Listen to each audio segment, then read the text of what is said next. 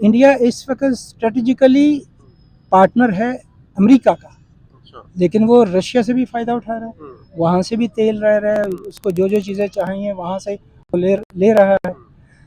हमें भी ऐसे ही करना चाहिए, हमें भी रशिया से तेल, गैस, गंदम और जो जो चीज़ें हमें ज़रूरत है वो लेने चाहिए। सबसे पहले मैं तो ये समझता हूँ कि हमें इंडिया के साथ रिलेशनशिप को बेहतर करना चाहिए। अपना हमारा और उनका एक डिस्प्यूट है कश्मीर का, उसको भी डायलॉग के ज़रिए ही हमें करना करना चाहिए।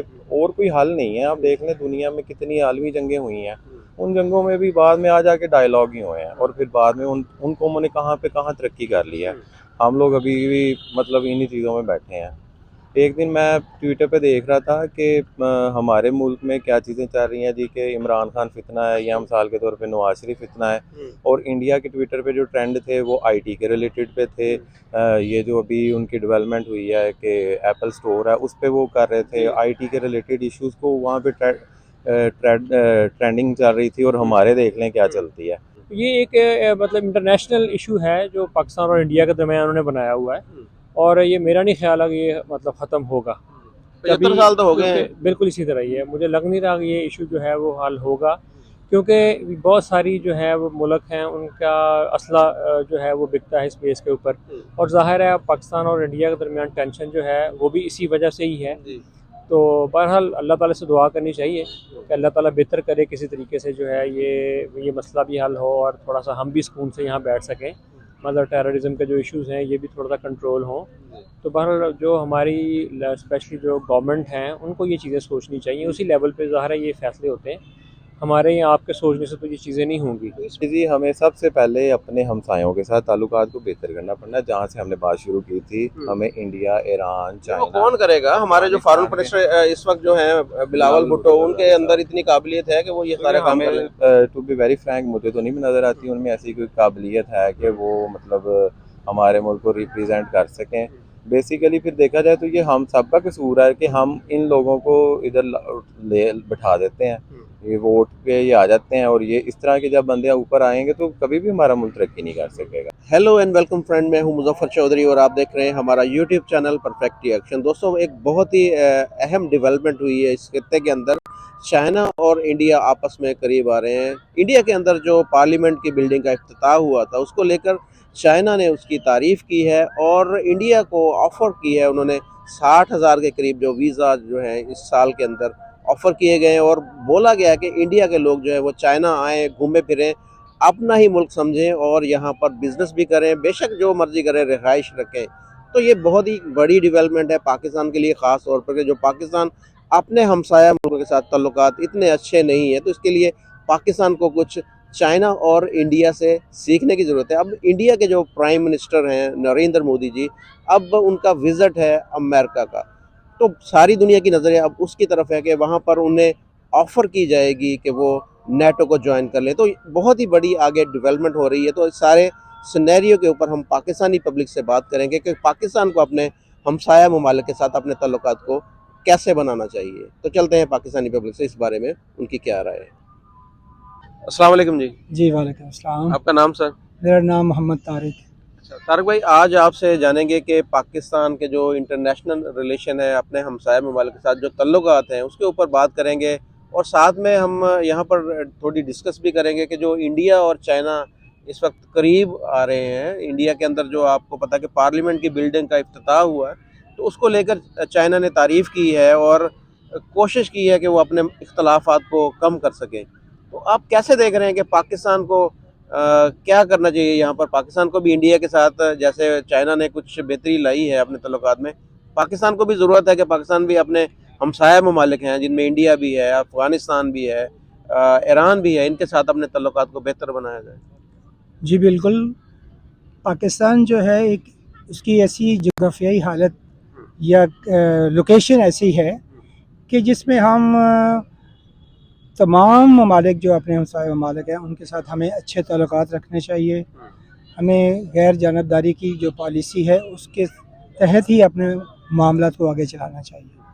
अच्छा, तो कैसे देख रहे हैं कि ये इंडिया और जो चाइना करीब आ रहे हैं, इसकी क्या वजूहात हैं? अभी हाल ही में जो इंडिया के नरेंद्र मोदी जी वो अमेरिका भी जा रहे हैं विजिट पे, तो उस वजह से चाइना को कुछ है कि वो जो एक ब्लॉक बनने जा रहा है अब नया, एक कुछ ऐसे कि इंडिया और अमेरिका करीब आ रहे हैं, तो इस वजह से चाइना को थोड़ा परेशानी की हालत में है कि वो चाहता है कि इंडिया के साथ उसके ताल्लुकात बेहतर हों, ताकि वो अमेरिका और इंडिया जो है वो इतना करीब ना आ पाए।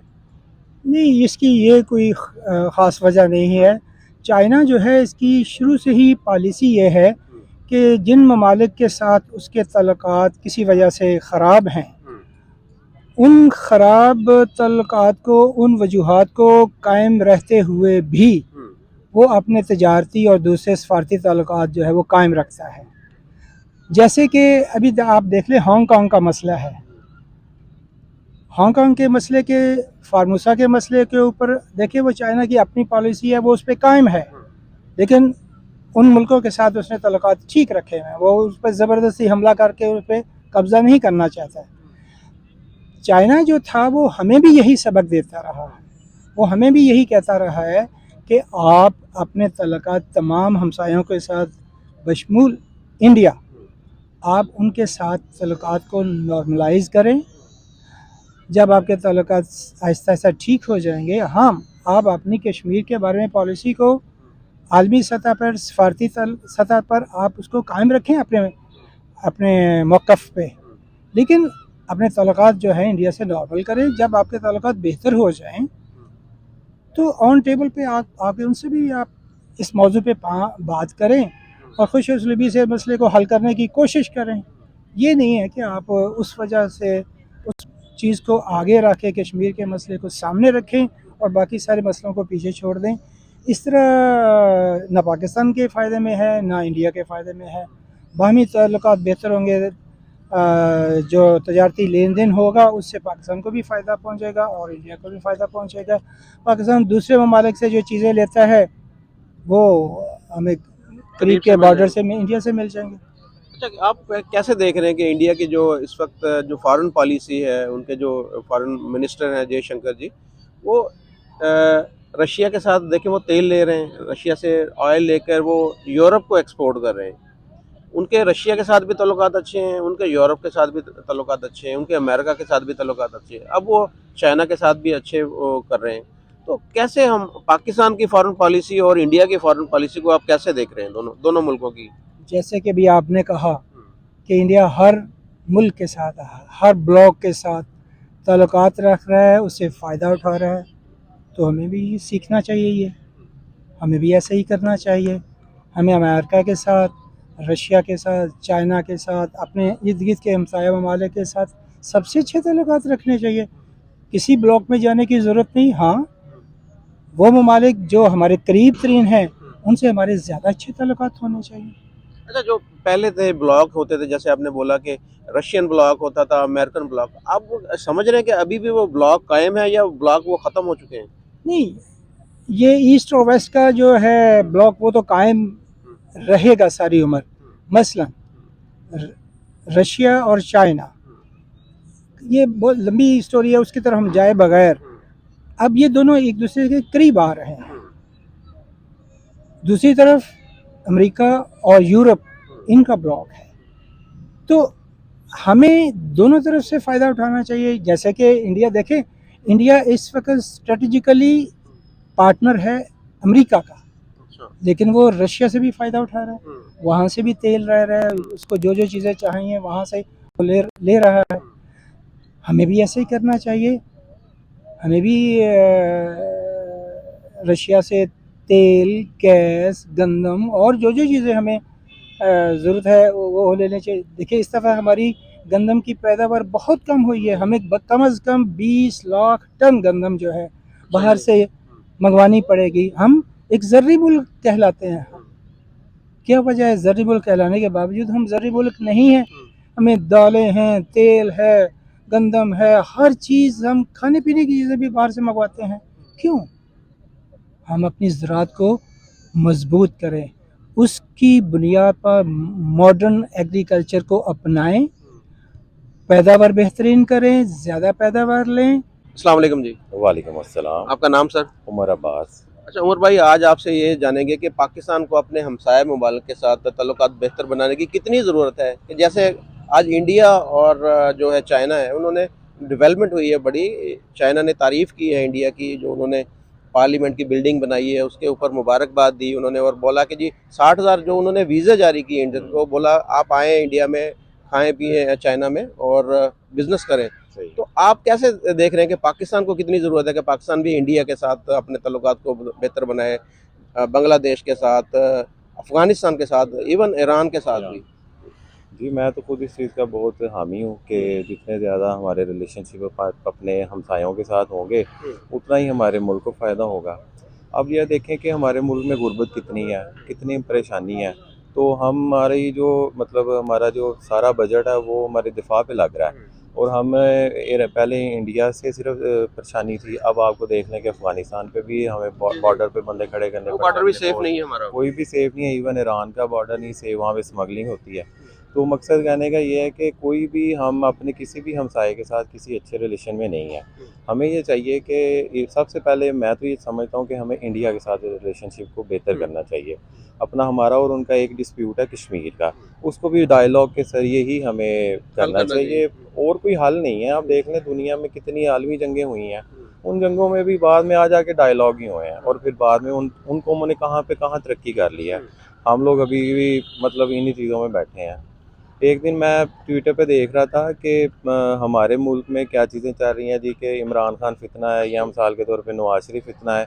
और इंडिया के ट्विटर पे जो ट्रेंड थे वो आईटी के रिलेटेड पे थे।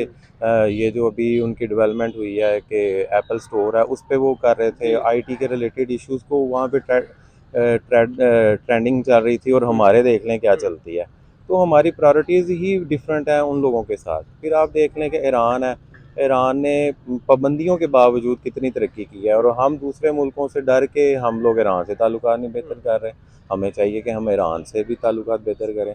और अगर हम चाइना को देखें तो चाइना हमारा एक बहुत अच्छा दोस्त है, लेकिन हमारी तरफ से उस लेवल की उनके साथ जो भी हम कमिटमेंट पूरी करते हैं वो पूरी नहीं कर पा रहे। इस टाइम हम कर्ज़ों में डूबे पड़े हैं, लेकिन अगर हम इन हमसायों के साथ अच्छे ताल्लुकात रखेंगे तो ऑटोमेटिकली हमारी चीज़ें बेहतर हो जाएंगी। अब आप देखें ट्रेडिंग पे देख लें कि हम ट्रेड कहाँ पे हमारी जा रही है, हम किसी से भी प्रॉपर ट्रेड नहीं कर रहे। हमारे मुल्क में कोई निज़ाम सर ही नहीं 900 है। बिलियन की जो है ना एक्सपोर्ट की है इंडिया ने एक साल के अंदर, 900 बिलियन की, और हमारी तकरीबन मेरे ख्याल में 25-26 बिलियन है टोटली। तो कितना फर्क है। देखिए हम कहते हैं कि जी इंडिया जो ऐसे, इंडिया वैसे, तो यहाँ पर हम मुकाबला क्यों नहीं करते इंडिया के साथ कि जी अगर वो 900 बिलियन चले, आप दरमियान तक तो पहुँच जाएँ, कुछ 400-500 बिलियन की तो एक्सपोर्ट करें आप। वो इस तरह है ना कि वो अब आपके सामने कि उनकी आईटी पे कितनी ज़्यादा वर्किंग है, उनकी मैन्युफैक्चरिंग पे बहुत वर्किंग है। हम एक ट्रेडर हैं, पाकिस्तान एक ट्रेडर है। मैं भी चाहूँगा अगर मुझे बिजनेस करना पड़े ना, मैं चाइना से माल मंगाऊँ, यहाँ पे ट्रेडिंग करूँ। यहाँ फिर हमारे मुल्क में क्या है जी, हम लोग लैंड प्रोडक्शन प्लांट नहीं है लगा। प्रोडक्शन है ही नहीं है, किसी चीज़ की भी नहीं है। आप देख लें, आपने ग्लासेस लगाए हैं, ये भी चाइना से आए होंगे।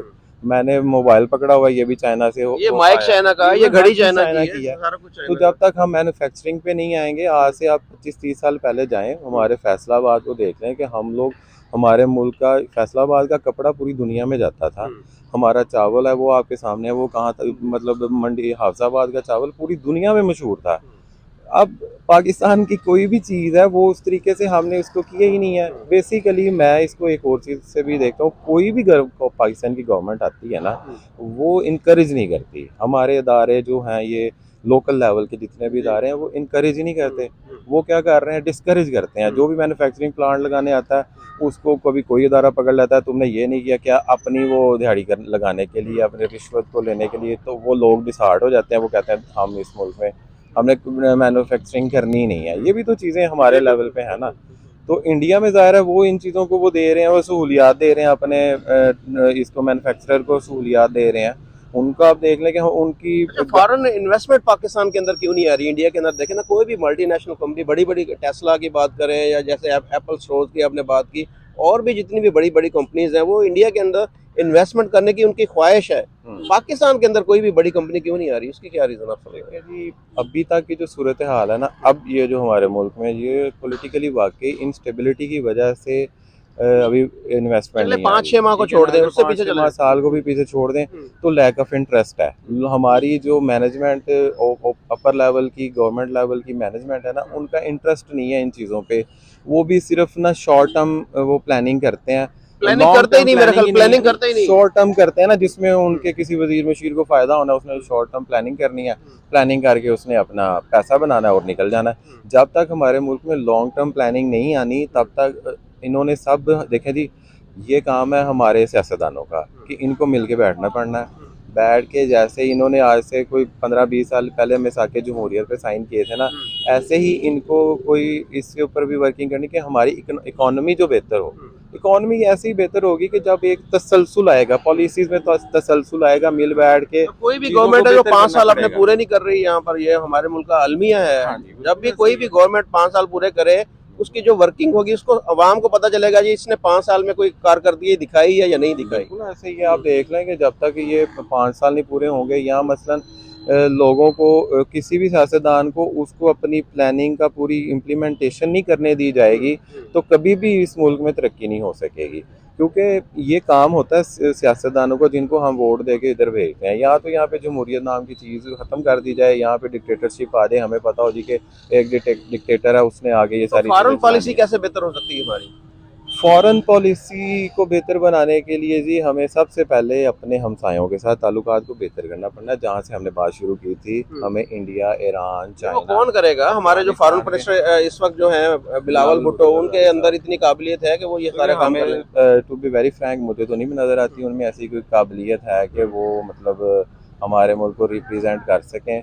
बेसिकली फिर देखा जाए तो ये हम सबका कसूर है कि हम इन लोगों को इधर ले बिठा देते हैं, ये वोट पे ये आ जाते हैं, और ये इस तरह के जब बंदे ऊपर आएंगे तो कभी भी हमारा मुल्क तरक्की नहीं कर सकेगा।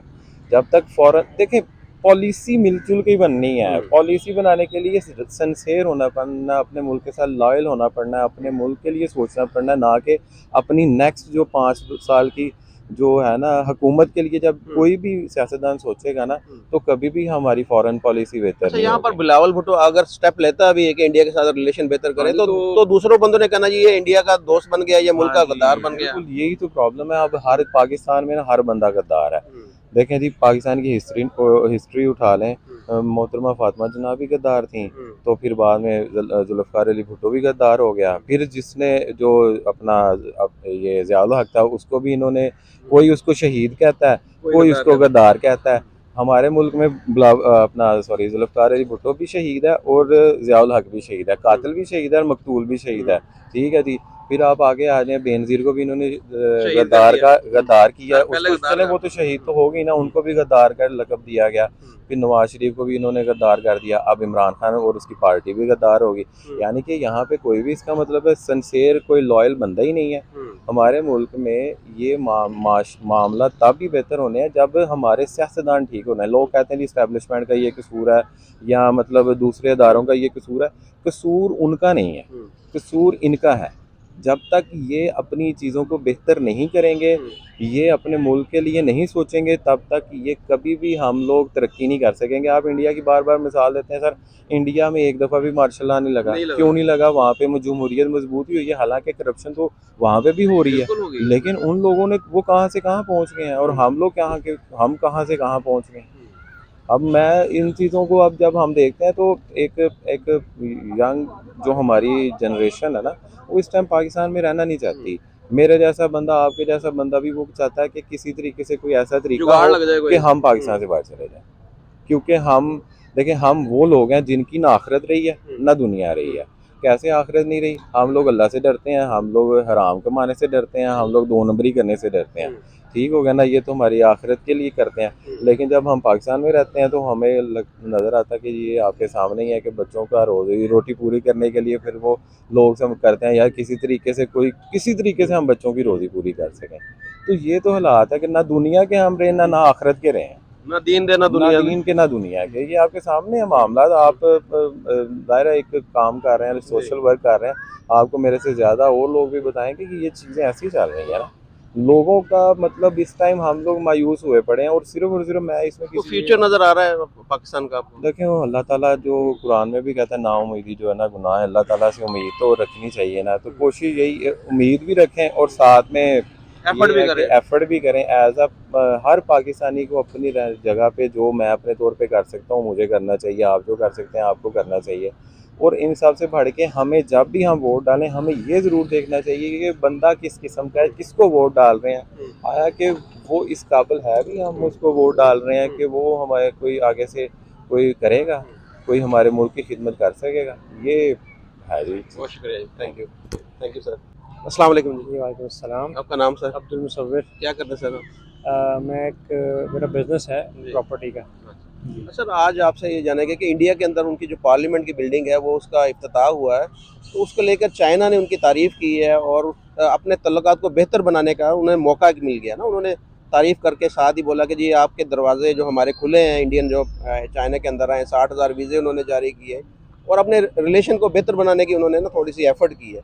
तो आप कैसे देख रहे हैं कि पाकिस्तान और इंडिया के तल्लुकात या पाकिस्तान अफ़गानिस्तान या पाकिस्तान ईरान के तल्लुकात, हमें अपने तल्लुकात बेहतर बनाने की ज़रूरत नहीं कि हम जो इतना बजट जो है हमारा डिफेंस के ऊपर जा रहा है या हमें जो भी दीगर भी मसाइल हैं तो वो कम हो जाएंगे, हमारी ट्रेड शुरू हो जाएगी इन ममालिक के साथ। तो कैसे देख रहे हैं पाकिस्तान को अपने जो इंटरनेशनल रिलेशन है उनको बेहतर बनाने की कितनी ज़रूरत है?